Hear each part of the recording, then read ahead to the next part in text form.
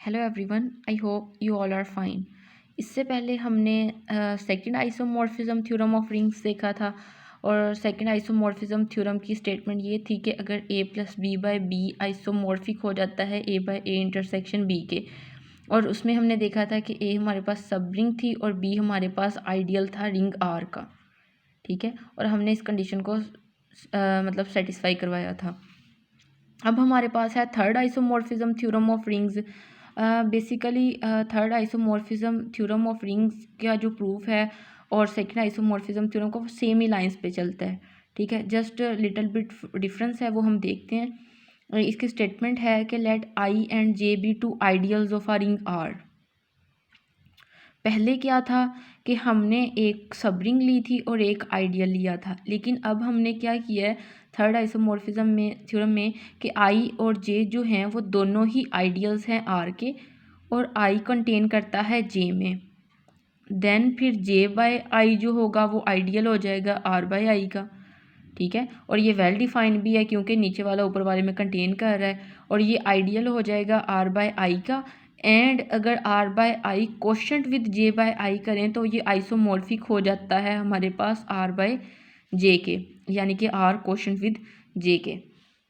अब यहाँ पे अगर हम देखें इसकी थोड़ी सी एक्सप्लेनेशन में कि here we need to show the two things, हमें दो चीज़ें यहाँ पे शो करनी है। फर्स्ट थिंग शो हमने करनी है कि जे बाय आई जो है वो आइडियल है आर बाय आई का। बेसिकली हमने जो चीज़ शो करनी होती है वो हमारे पास देन के बाद शुरू होता है काम, कि देन वो कहता है कि अगर ये कंडीशन है तो ये इसका आइडियल होगा और ये कंडीशन होगी, यानी कि जे बाय आई आइडियल होगा आर बाय आई का, और R by I quotient with J by a isomorphic हो जाएगा आर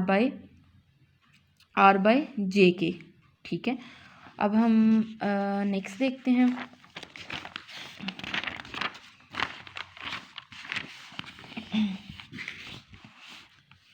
अब बेसिकली हम शो करेंगे पहली कंडीशन। फर्स्ट कंडीशन हमारे पास क्या है कि हमने क्या शो करना है कि जे बाय आई को हमने आइडियल शो करना है आर बाय आई का। ठीक है, let us first show that this condition. अब हमें पता है कि आई एंड जे आर आइडियल्स, आई और जे दोनों क्या हैं, वो आइडियल्स हैं, तो वो दोनों नॉन एम्प्टी तो होंगे। ठीक है, अगर कोई एलिमेंट नहीं भी है तो एटलीस्ट उनमें आइडेंटिटीज़ अंडर मल्टीप्लिकेशन तो प्रेजेंट होंगी ही। ठीक है, तो ये आई और जे नॉन एम्प्टी हो गए। अब नॉन एम्प्टी हो गए तो हमने क्या कहा कि हमारे पास जो फिर जे बाय आई का जो सेट बनेगा वो सेट किस तरह से होगा कि ए प्लस आई होगा और ए जे से बिलोंग करेगा। हम बेसिकली क्वेश्चन जो मैंने पहले क्वेश्चन रिंग की डेफिनेशन की थी उसमें यही कहा था कि जे बाय आई में जो एलिमेंट्स होते हैं वो इस फॉर्म के होते हैं।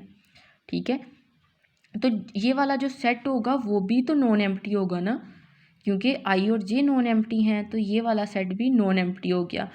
अब हमने क्या कहा, हमने कहा कि हम दो एलिमेंट लेते हैं, मतलब हमने बेसिकली अब आइडियल्स की, अगर हमने जे बाई आई को आइडियल प्रूव करना है तो हमने दो कंडीशन आइडियल की सेटिस्फाई करवानी है कि अगर हम दो एलिमेंट्स लें उनको ऐड करवाएं तो वो भी आइडियल से बिलोंग करेंगे, और दो एलिमेंट्स मल्टीप्लाई करवाएं यानी कि एक रिंग का एलिमेंट हो और एक आइडियल का, और उन दोनों को मल्टीप्लाई करवाएं तो वो भी आइडियल में ही चले जाते हैं। अब हमने क्या किया, हमने कहा कि A1 और A2 हैं जे के एलिमेंट्स और R कोई भी R का एलिमेंट है, और by definition and addition of cosets we have. अब हमें पता है कि कोसेट्स हैं, बेसिकली ये वाला जो एलिमेंट है कोसेट्स, इनको हमने ऐड करवाया तो क्या होता है कि A1 जो है वो A2 में ऐड हो जाता है और I वैसे ही साथ आ जाता है। ठीक है, और हमारे पास जब हम इन दोनों को मल्टीप्लाई करवाएं तो हमारे पास ये कंडीशन होती है। और अगर हम क्या करेंगे, हम R प्लस आई करवाएं और A1 प्लस आई करवाएं, तो हमने क्या देखा था कि जब हम मल्टीप्लाई करते हैं तो R A के साथ मल्टीप्लाई हो जाएगा और I वैसे ही आ जाएगा। और इसी तरह से अगर लेफ़्ट साइड से मल्टीप्लाई करवाएं, यू नो कि लेफ़्ट आइडियल और राइट आइडियल वगैरह हमने सारा कुछ पढ़ा हुआ है, तो लेफ़्ट साइड से करवाएं या राइट साइड से करवाएं, हमारे पास ये कंडीशन होल्ड करती है। अब यहाँ से क्या हो गया, since J is an ideal and A1 plus A2 R A1 या A1 R, you know from this are contained in J, so J by I is an ideal of R by I। यानी कि इससे ये show हो गया कि J by I ideal है R by I का, यानी कि हमने क्या किया कि यहाँ से 2 एलिमेंट्स पिक किए, उनको ऐड किया तो वो भी इसमें से ही थे, और अगर हमने एक इसका एलिमेंट लिया और एक इसका एलिमेंट लिया और इन दोनों को मल्टीप्लाई करवाया तो वो भी इसमें ही चला गया फ्रॉम दीज कंडीशंस। ठीक है, अब हम आते हैं दूसरी कंडीशन की तरफ। अब हमारे पास शो करना बाकी रह गया कि ये वाले दोनों एक दूसरे के आइसोमॉर्फिक हैं। हमने आइडियल तो इसको प्रूव कर दिया, इसको हमने इसका आइडियल प्रूव कर दिया है, तो इसका मतलब है ये वेल डिफाइन भी हो गया, क्योंकि हमारे पास वेल डिफाइन के लिए नीचे वाला ऊपर वाले में कंटेन करना चाहिए। अब जे बाय आई तो इसका आइडियल है और वो ओबियसली उसमें कंटेनमेंट शो हो रही है जो हम अभी पीछे करके आए हैं, तो हमने अब इसको इसके आइसोमॉर्फिक शो करवाना है। इसके लिए हम क्या करेंगे, हम एक मैपिंग डिफ़ाइन करते हैं। एक मैपिंग हम किस तरह से डिफ़ाइन करते हैं, आर बाय आई से हम एक आर बाय जे पे मैपिंग डिफ़ाइन करते हैं। अब आपके माइंड में होगा कि हम इसको क्यों नहीं ले रहे। अब हम इसको इसलिए नहीं ले रहे क्योंकि हम इसमें फर्स्ट फंडामेंटल थ्योरम यूज़ करेंगे, इसको हम कर्नल ऑफ फाई के इक्वल प्रूव करेंगे, जो कि मैं आगे जाके एक्सप्लेन करूँगी। अब हम जो मैप डिफ़ाइन करने वाले हैं वो हम इस तरह से डिफ़ाइन करते हैं कि फ़ाई अगर मैं आर प्लस आई पे अप्लाई करूँ, यू नो कि आर बाय आई में एलिमेंट्स जो हैं वो आर प्लस आई फॉर्म के हैं सॉरी, और आर बाय जे में जो एलिमेंट्स हैं वो आर प्लस जे फॉर्म के हैं, और आर प्लस आई जो है वो किससे बिलोंग कर रहा है, आर बाय आई से। सबसे पहले हमने इसको, ये जो हमने मैप डिफ़ाइन किया है इस तरह से, इसको हमने वेल डिफ़ाइन शो करना है।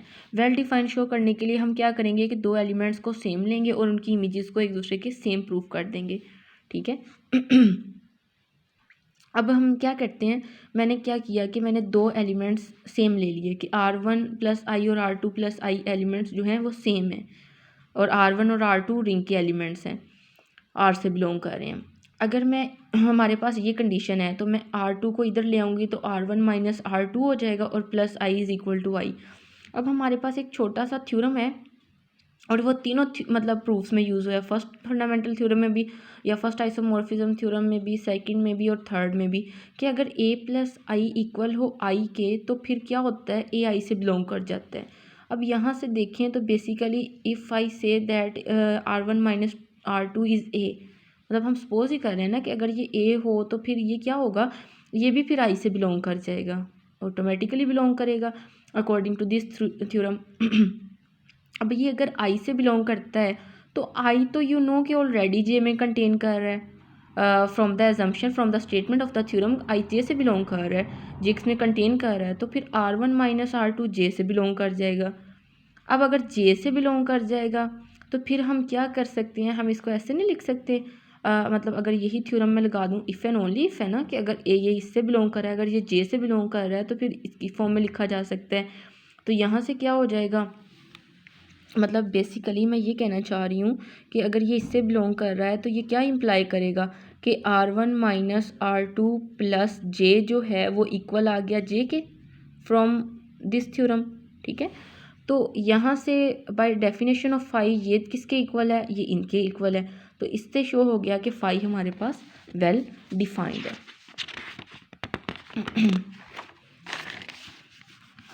अब हम शो करते हैं कि फाई ऑन टू है। अब आपके माइंड में होगा कि फाई को 1 1 शो क्यों नहीं करवाया, क्योंकि बाइजेक्टिवनेस हम शो करवा सकते हैं, लेकिन क्योंकि हमने यहाँ पे फर्स्ट फंडामेंटल थ्योरम को यूज़ करना है और उसके लिए हमारे पास सर्जेक्टिव रिंग होमोमॉर्फिज्म होना इनफ है, इसलिए हमारे पास 1 1 शो करने की कोई ज़रूरत नहीं है।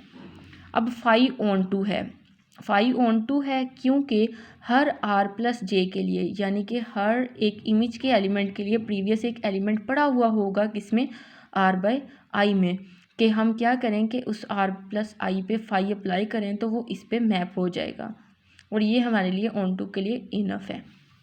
मैं क्या करती हूँ, फाई को अब होमोमॉर्फिज्म शो करवाते हैं। यू नो कि होमोमॉर्फिज्म के लिए वही बात कि अगर फाई हम 2 एलिमेंट की एडिशन पे अप्लाई करें तो वो एडिशन पे phi of x plus phi of y separate apply हो जाता है, और इसी तरह से अगर मैं फाई को एक्स वाई प्रोडक्ट पे अप्लाई करूँ तो ये फाई ऑफ एक्स और फाई ऑफ वाई हो जाएगा। इसी तरह से अब हम फर्स्ट रिंग के एलिमेंट्स लिए, मतलब 2 एलिमेंट्स लें और उन पे फाई को मतलब एडिशन करें। यू नो कि एडिशन हमारे पास क्वोशंट रिंग में इस तरह से डिफाइन होती है कि R2 में ऐड हो जाता है और I सिंगल टाइम आता है। अब बाय डेफिनेशन ऑफ फाई हम क्या कर सकते हैं कि ये इसके इक्वल है, लेकिन अगर हम मतलब ये है तो हमारे पास एडिशन फिर इस तरह से भी लिखी जा सकती है, और इससे हमारे पास ये फर्स्ट जो है फाई ऑफ R1 प्लस आई के इक्वल आ गया, और ये वाला जो है हमारे पास फाई ऑफ R2 प्लस आई के इक्वल आ गया, क्योंकि हमने मैपिंग ही इस तरह से डिफाइन की हुई है लाइक दिस वन। ठीक है, कि अगर R1 प्लस जे है तो फिर फाई ऑफ R1 प्लस आई आ जाएगा। सिमिलर वे में हम इसकी प्रोडक्ट को प्रूव कर देंगे कि ये इसके इक्वल है। अब हमारे पास फाई सर्जेक्टिव रिंग होमोमॉर्फिज्म है। ठीक है, क्योंकि हमने इसको होमोमॉर्फिज्म भी शो कर दिया, ऑन टू भी शो कर दिया, वेल डिफाइंड भी शो कर दिया, तो हमारे पास ये सर्जेक्टिव रिंग होमोमॉर्फिज्म हो गई। अब हम first isomorphism theorem ring of ring use करेंगे कि अगर R by I by kernel of phi हो तो वो आइसोमॉर्फिक हो जाता है R बाय जे के। अब हमने कर्नल ऑफ फाई को बेसिकली जे बाय आई लिया है, जो हम मतलब प्रीवियस कर रहे थे ना। अगर मैं आपको दिखा सकी, यस दिस वन, कि जे बाय आई है, अब इसको मैंने कर्नल ऑफ फाई कह दिया है, मतलब बेसिकली अब ये कर्नल ऑफ फाई हमने कहा है इसको। अब हम क्या करेंगे, हमें कर्नल ऑफ फाई यानी कि जे बाय आई को हमने अब कर्नल ऑफ फाई शो करना है। इसके लिए हम क्या करते हैं, हम लेट कर लेते हैं, मतलब हम अब इसके लिए क्या शो करेंगे, मैं अब इसको नेक्स्ट वीडियो में एक्सप्लेन करती हूँ, क्योंकि ये वीडियो काफ़ी लंबी हो जाएगी। Thank you.